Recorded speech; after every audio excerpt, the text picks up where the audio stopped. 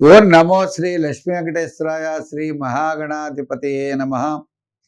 గురవే సర్వలోకానాం విషజే భవరోగిణాం నిధియే సర్వ విద్యానాం దక్షిణామూర్తియే నమః. జ్ఞానానందమయం దేవం నిర్మల స్ఫటికాకృతిం ఆధారం సర్వ విద్యానాం హయగ్రీవం ఉపాస్మయే.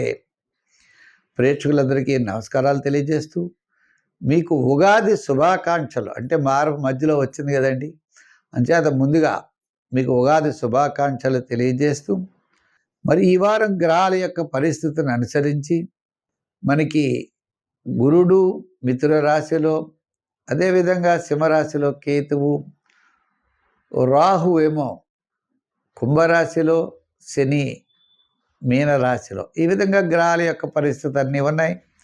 అయితే మకర కుంభ మీనరాశుల్లో ఈ వారం చంద్ర సంచారం ఉంటుంది.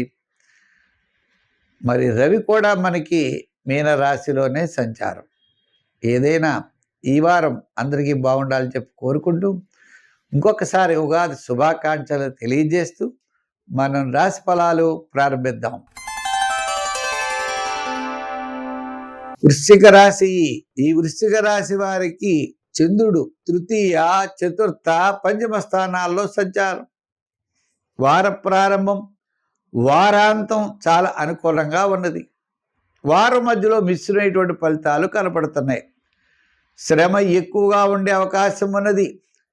అర్ధాష్టమ శని ప్రభావం ఉన్నది. అర్ధాష్టమ శని ధనురాశి వారికి శని 5వ స్థానంలో ఉన్నారు. వీరికి ఏదైనప్పటికీ అంత పెద్దగా యోగంగా కనపడలేదు. అయితే రాహు చూద్దాం. రాహు ఎక్కడున్నాడయ్యా అంటే కుంభరాశిలో రాహు, అంటే చతుర్థ రాహు. ఇలా చిన్న చిన్న ప్రశ్నలు, చిన్న చిన్న సమస్యలు ఉంటాయి. కానీ మొత్తం మీద ఈ రాశి వారికి యోగదాయకంగా మాత్రం ఉంటుంది. అసంతృప్తి పడక్కర్లేదు, మీరు భయపడవలసిన అవసరం లేదు.